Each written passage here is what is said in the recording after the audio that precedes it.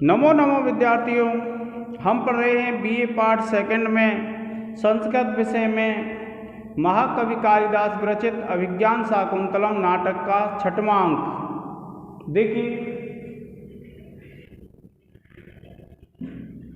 जब राजा उदयन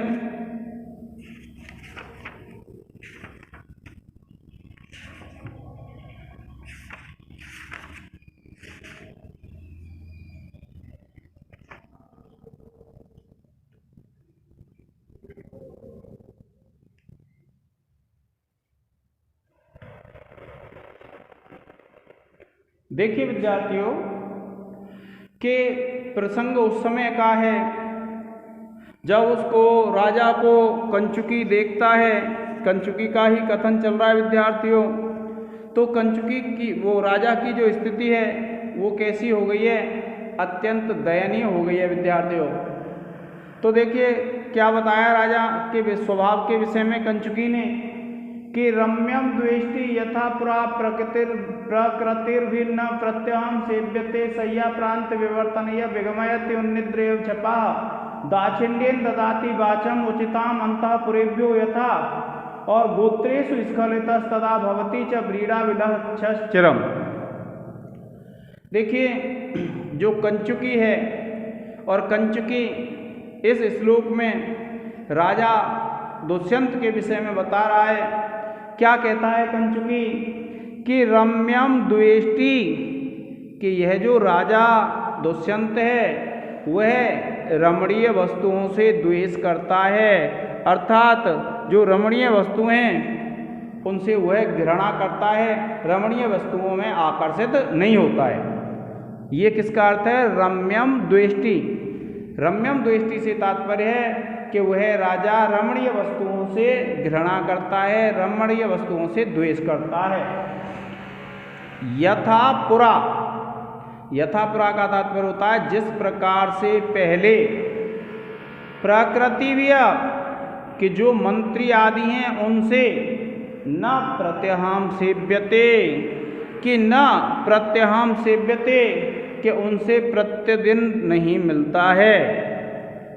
जैसे पहले क्या था कि वह जो राजा था दुष्यंत वह उन प्रकृतियों से प्रतिदिन मिलता था, जो मंत्री हैं उनसे प्रतिदिन उनकी सभा करता और उनसे राज्य के विषय में पूछता था। और अब क्या कहते हैं वे? यथा पुरा, जिस प्रकार से वह राजा पहले प्रकृतिव्य मंत्रियों से सेव्यते मिलता था, न प्रत्यहम, और अब प्रतिदिन वह मंत्रियों से नहीं मिलता है। जिस प्रकार से पहले मिलता था उस प्रकार से वह राजा अब नहीं मिलता है। देखिए रम्यम द्वेष्टि, कि जो रमणीय वस्तु हैं उनसे वह राजा द्वेष करता है, उनसे घृणा करता है। यथा पुरा, जिस प्रकार से पहले प्रकृति कहते हैं मंत्रियों को, मंत्रियों से न प्रत्यहम सेव्यते, कि जिस प्रकार से वह पहले प्रतिदिन अपने मंत्रियों से मिलता था उस प्रकार से अब वह मंत्रियों से नहीं मिलता है। और सैया, सैया कहते हैं जो बिस्तर होता है, जो शयन स्थान होता है जिस पर हम सोते हैं, तो सैया प्रांत, सैया प्रांत कहते हैं जो बिस्तर होता है उसके किनारे होते हैं उनको कहते हैं प्रांत। विवर्तनीय, विवर्तनीय का मतलब होता है करवटें बदलने से, करवटें बदलने से।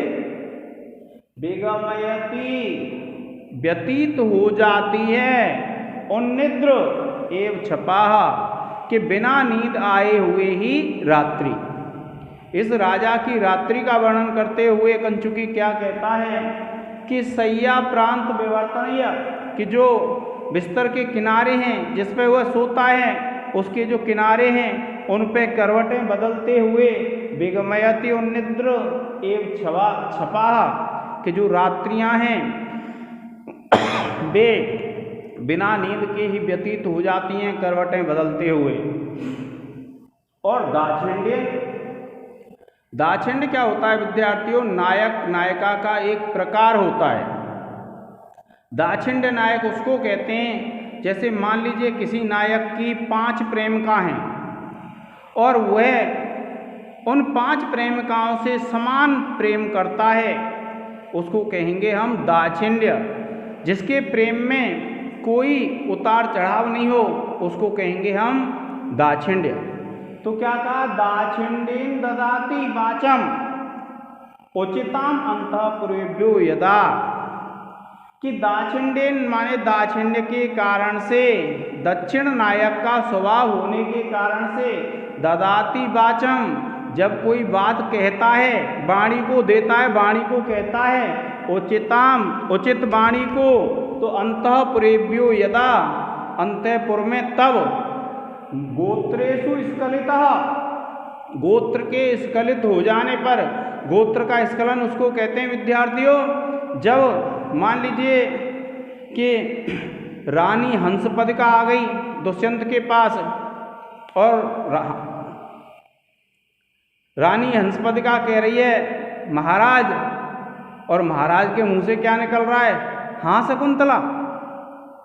तो रानी तो कौन सी थी, हंसपदिका, और उसके मुंह से क्या निकला, हंसपदिका, शकुंतला का नाम हंसपदिका कहना चाहिए था, लेकिन उसके मुंह से कौन सा नाम निकल रहा है, हंसपदिका।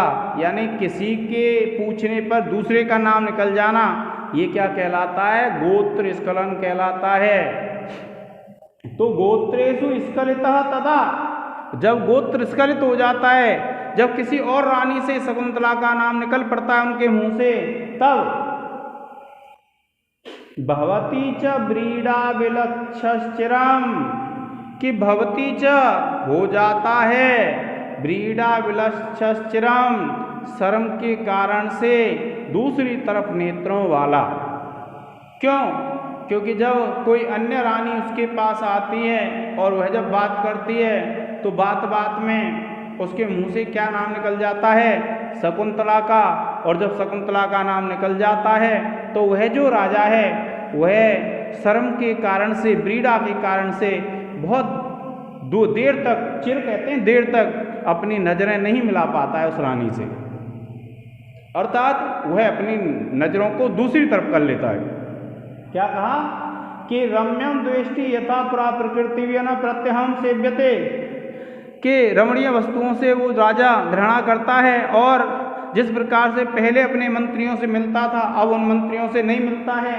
और दाक्षिण्येन ददाति वाचम उचिताम अंतःपुरेभ्यो यदा, देखिए शय्या प्रांत विवर्तन ये विगमयति उन्निद्रेव छपा, कि शयन स्थल के किनारों पर करवटें बदलते हुए बिना सोए हुए उसकी रात्रि व्यतीत होती हैं।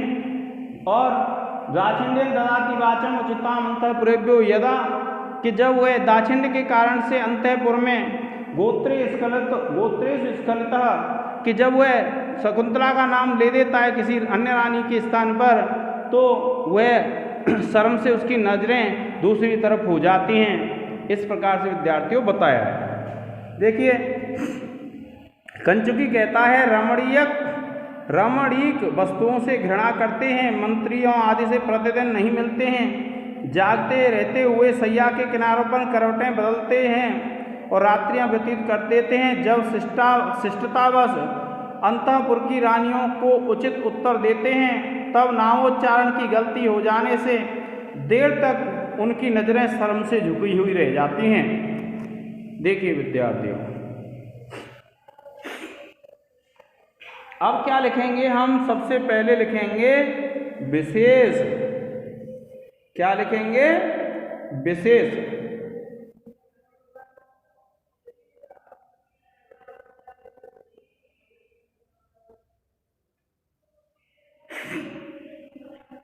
देखिए आप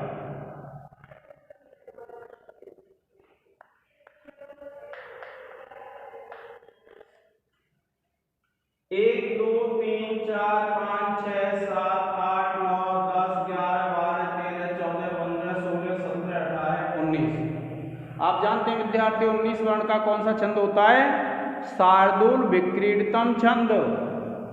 और आप इसमें लिखेंगे नंबर 1 डाल के, इस पद्य में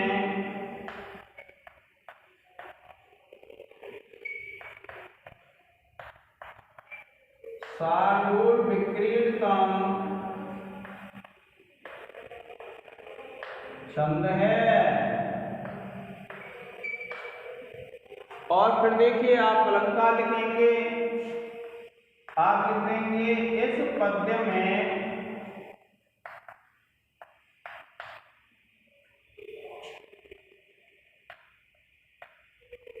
काव्यलिंग व समुच्चय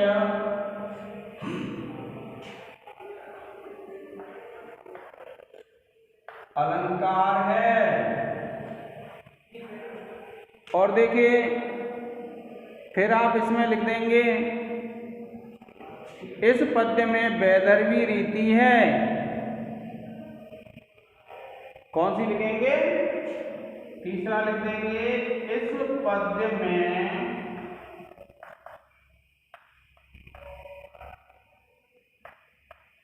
वैदर्भी रीति है।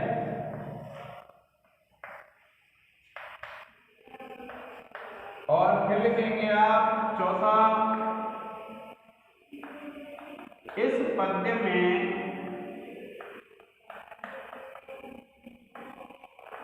विप्रलंब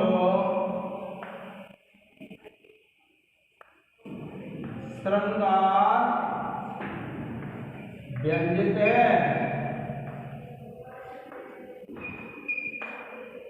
और फिर लिखेंगे विद्यार्थियों आप व्याकरण टिप्पणी।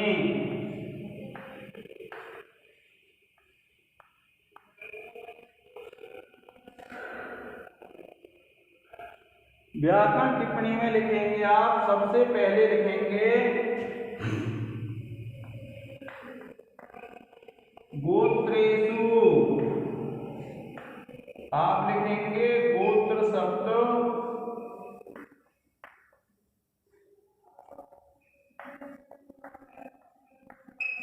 सप्तमी विभक्ति एक वचन। फिर देखिए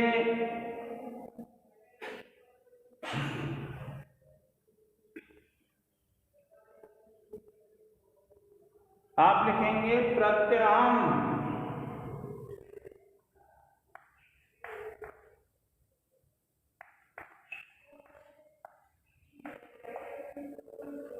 आप लिखेंगे अहम, अहम प्रति। और आप लिखेंगे अव्ययी भाव,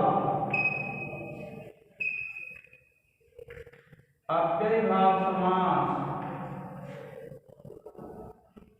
और उसके बाद आप लिखेंगे विगमयति। क्या लिखेंगे? विगमयति।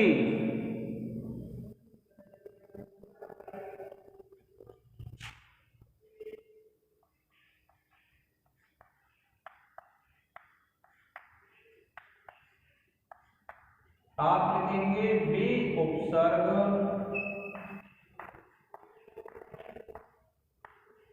ई धातु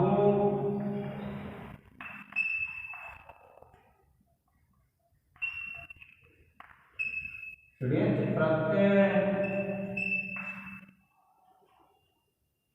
लट लकार प्रथम पुरुष एक वचन।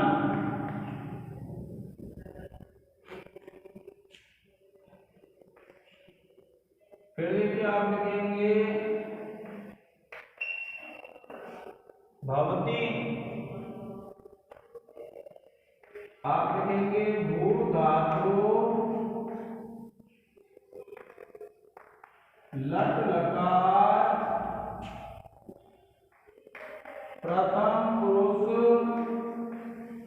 एक वचन।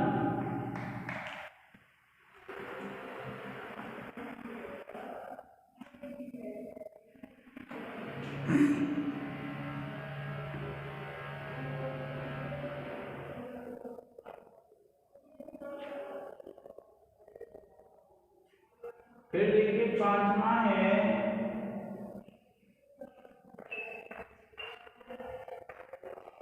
द्वेष्टि। आप लिखेंगे द्विष धातु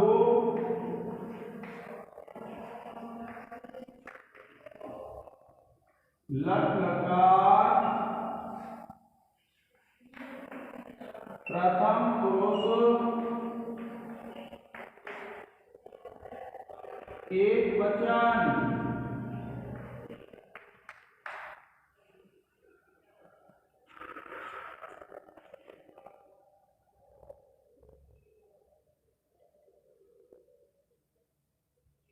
और फिर देखिए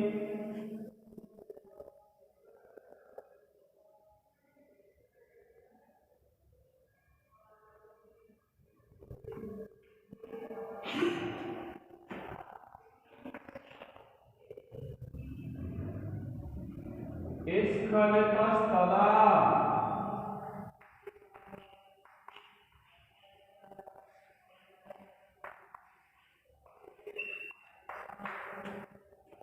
आप लिखेंगे स्खलितः प्लस तदा, और आप लिखेंगे विद्यार्थियों विसर्ग संधि।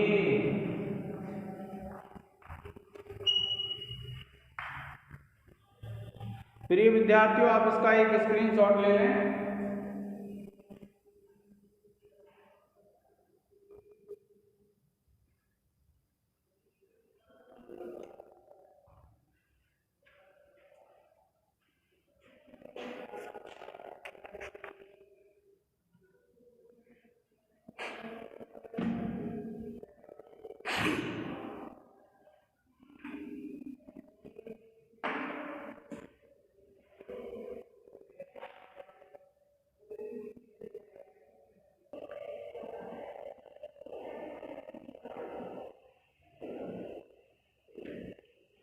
अब देखिए विद्यार्थियों, फिर कंचुकी राजा दुष्यंत के विषय में कहता है, जैसी उसकी स्थिति हो रही है उसके आधार पे। देखिए क्या कहता है कंचुकी कि प्रत्यादिष्ट विशेष मंडन विधि वाम प्रकोष्ठ अर्पितम बिभ्रत कांचनम एकम एव बलयम श्वासोर उपरक्त अधर चिंता जागरण प्रतांत नयनस तेजो गुणदात्मनः संस्कारो लिखितो महामणिरेव क्षीणो अपि न लक्ष्यते। देखिए क्या कहा है, उस राजा की स्वाभाविक स्थिति का वर्णन कर रहा है कंचुकी। और कंचुकी क्या कह रहा है कि प्रत्यादिष्ट, प्रत्यादिष्ट का तात्पर्य होता है विद्यार्थियों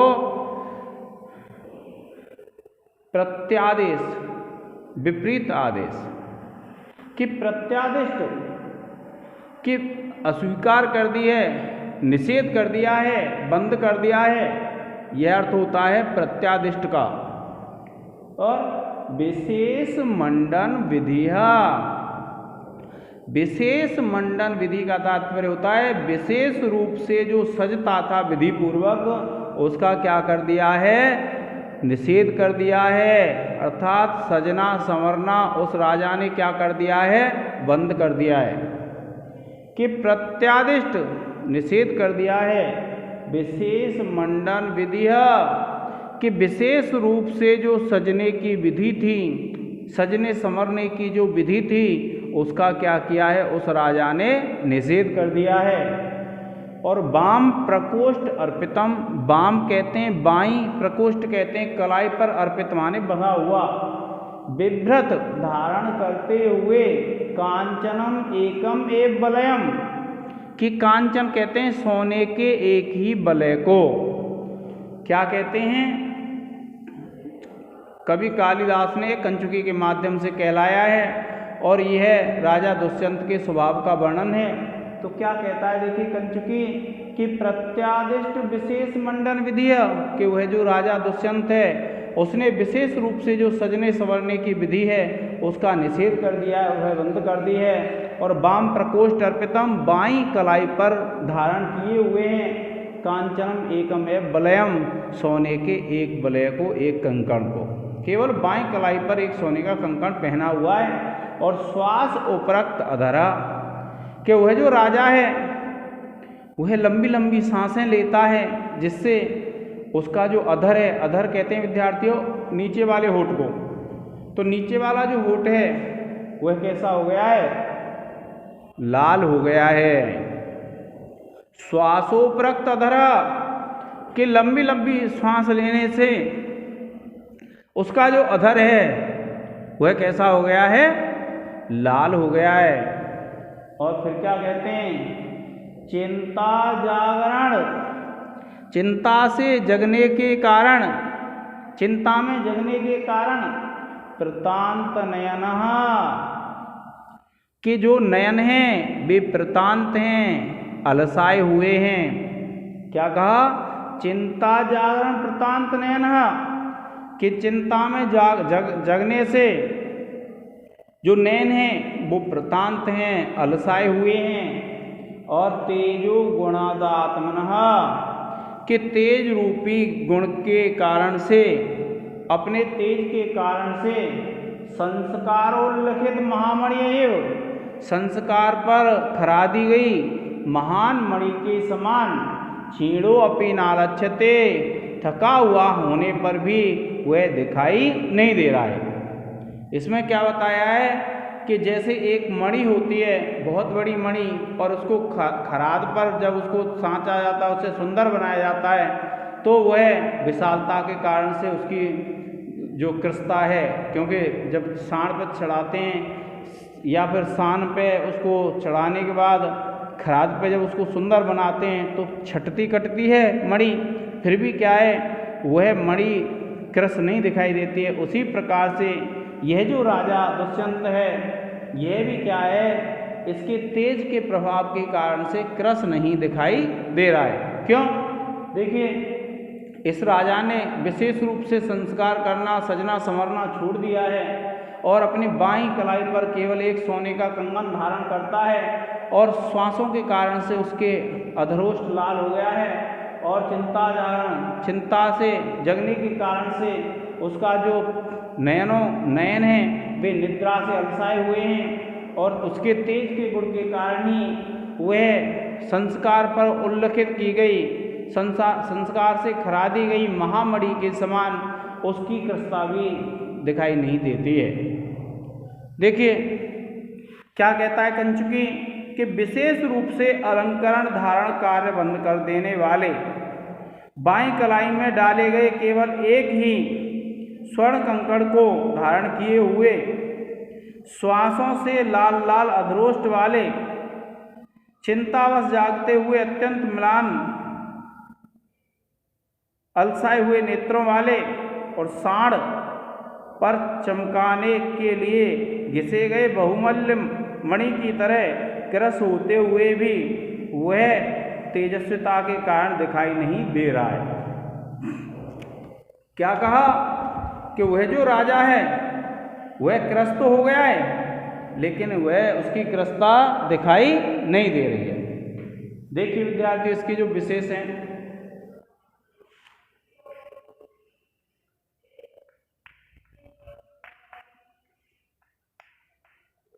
विशेष में लिख देंगे विद्यार्थियों, नंबर 1 डाल के लिखेंगे, इस पद्य में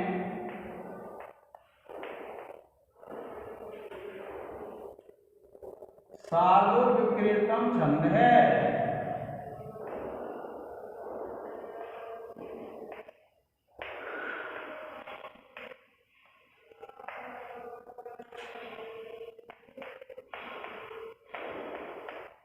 दूसरा लिखेंगे, इस पद्य में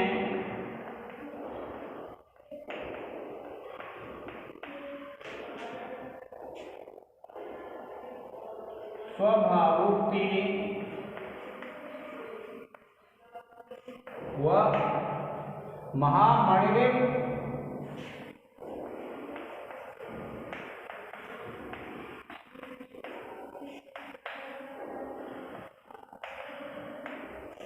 में उपमा अलंकार है।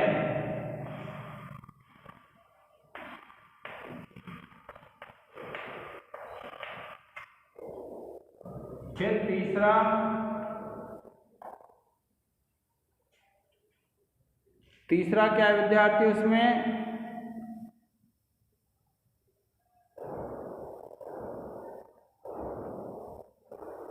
विप्रलंब श्रृंगार प्रतीत होता है।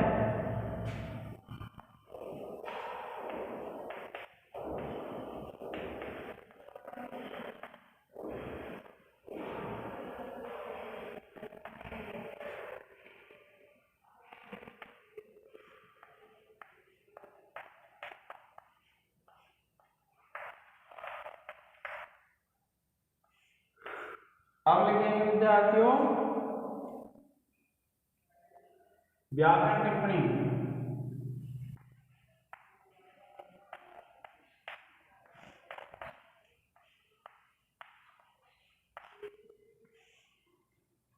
व्याकरण टिप्पणी में लिखेंगे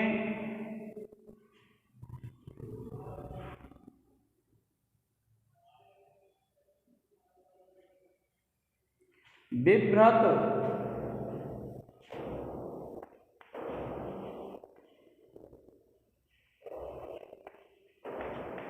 विभ्रत में लिखेंगे बी उपसर्ग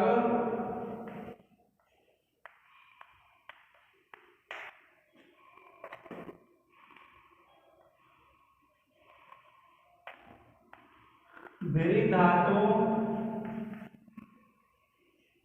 तथा ता प्रत्यय।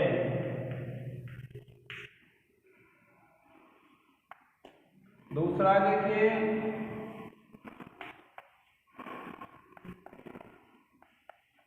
छीड़ों पे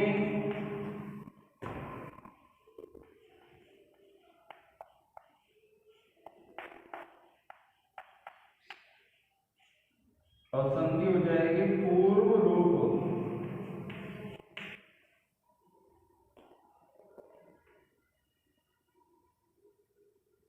फिर देखिए फिर लिखेंगे आप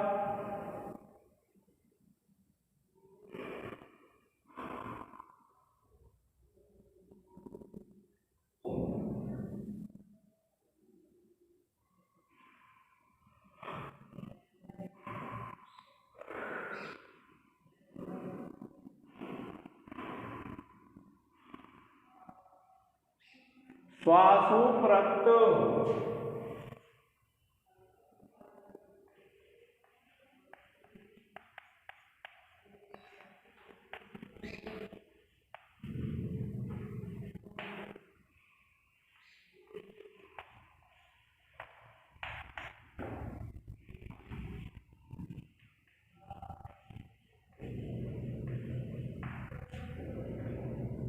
गुण संधि विद्यार्थियों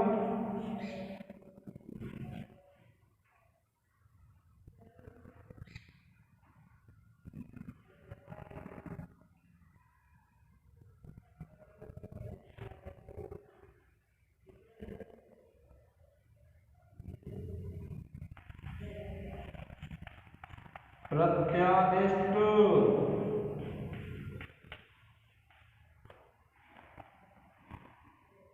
आप लिखेंगे प्रत्यय प्लस अंग उपसर्ग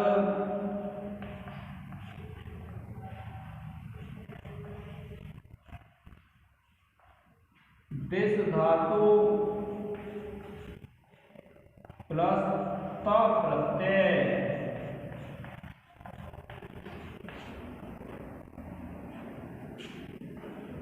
और पांचवा है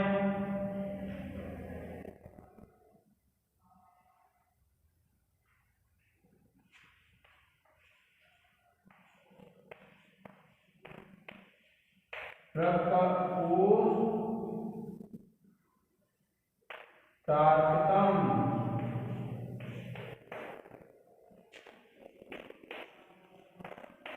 प्रकोष्ठ प्लस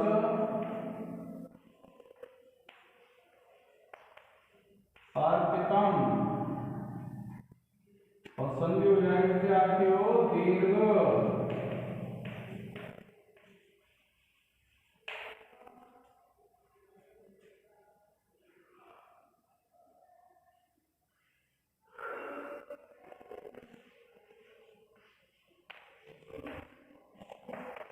वलयम आप लिखेंगे वलय शब्द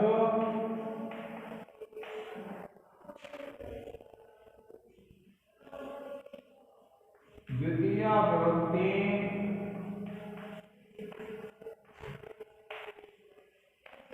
एक वचन।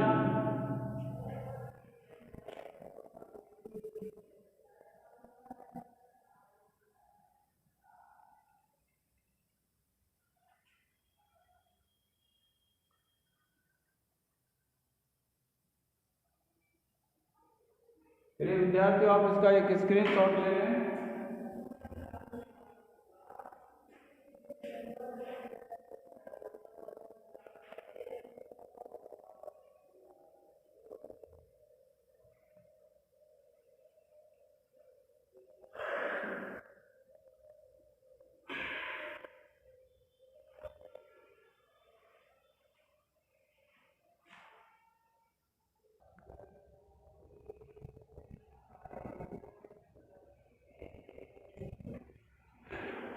अब देखिए विद्यार्थियों को वह जो राजा दुष्यंत है, वह राजा दुष्यंत क्या कहता है।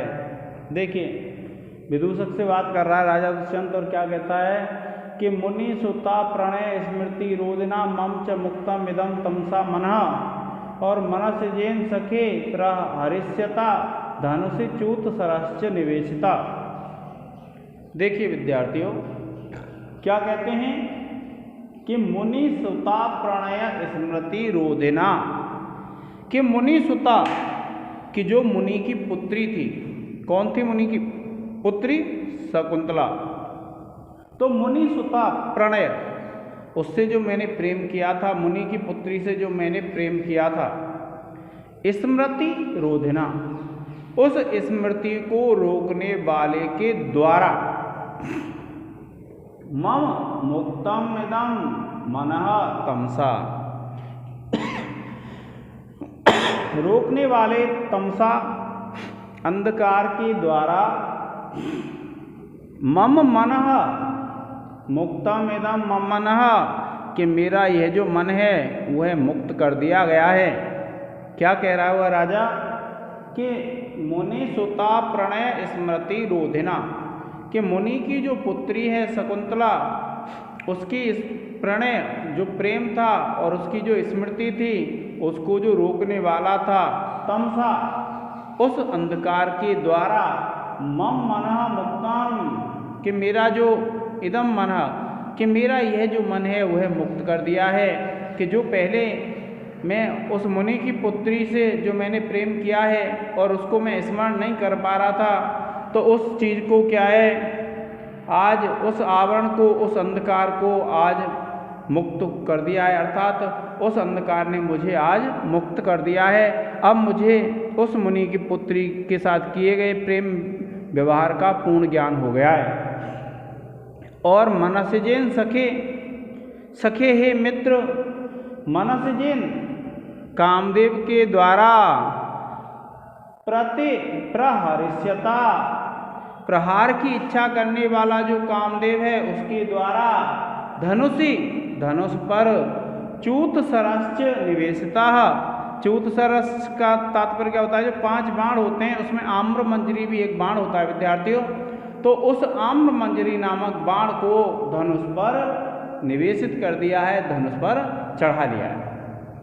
क्या कह रहा है कि हे मित्र विदूषक, माधव्य मुनि पुत्री शकुंतला पर मेरी स्मृति को रोकने वाले मोह ने इस मेरे मन को मुक्त कर दिया है और प्रहार करने के इच्छुक कामदेव ने धनुष पर आम्र मंजरी रूपी बाण चढ़ा लिया है।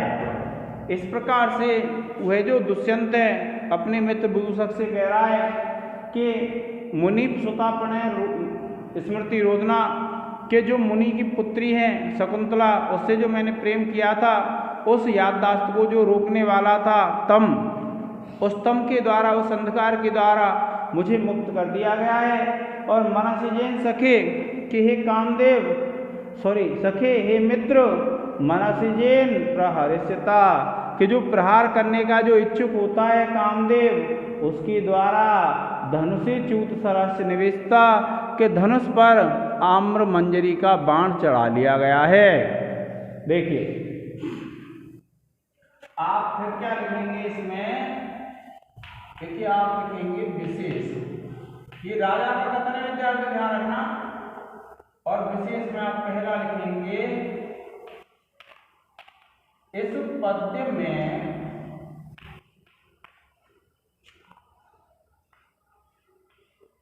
द्रुत विलंबित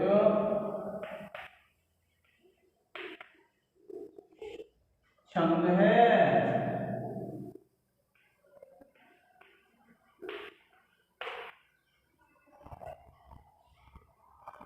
और उसके बाद दूसरा है विद्यार्थियों, आप इसमें लिखेंगे कि इस पद्य में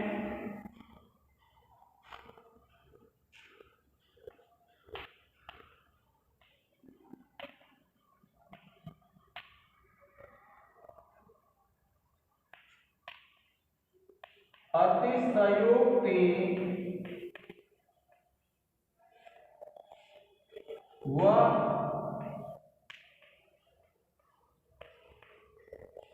स्मरण अलंकार है।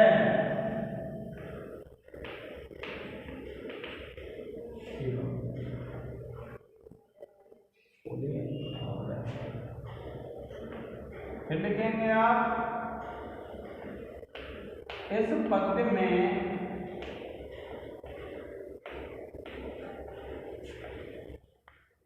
विप्रलंब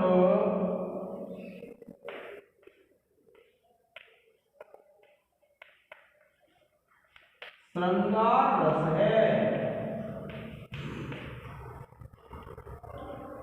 और फिर लिखेंगे विद्यार्थियों आप व्याकरण टिप्पणी।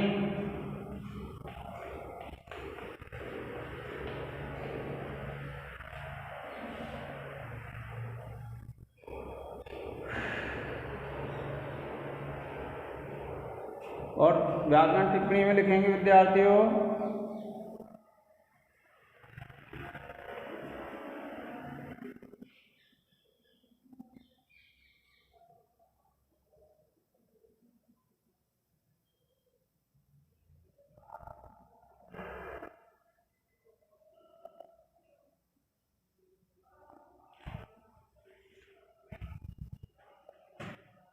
देखिए पहला है प्रहर्षयता।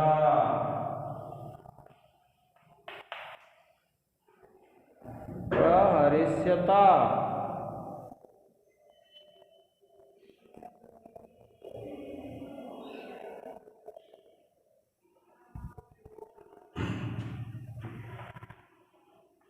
आप लिखेंगे प्र उपसर्ग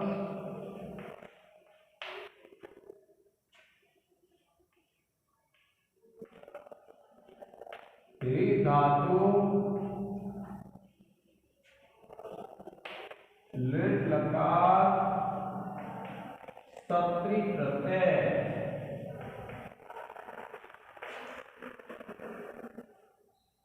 फिर दूसरा लिखेंगे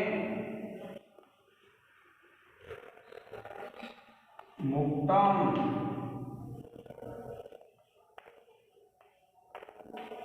मुच धातु प्रत्यय।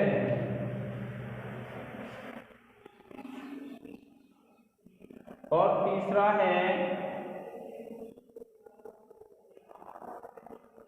सुता। आप लिखेंगे सुता शब्द प्रथमा विभक्ति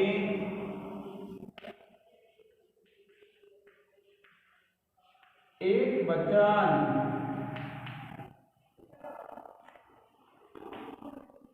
चौथा है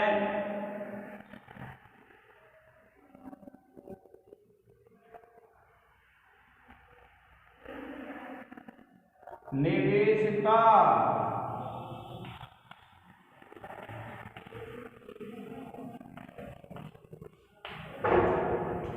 निवेशिता में लिखेंगे विद्यार्थियों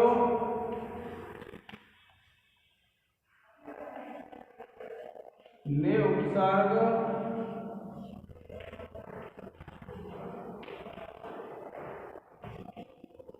विस धातु प्लस ता प्रत्यय।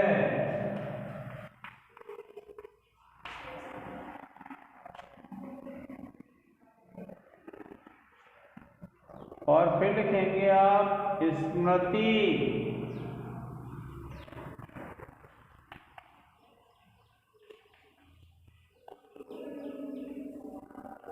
आप लिखेंगे स्मृति धातु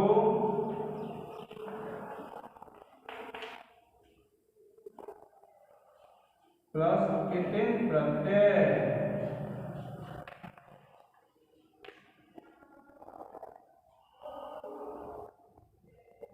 और छठवां लिखेंगे विद्यार्थियों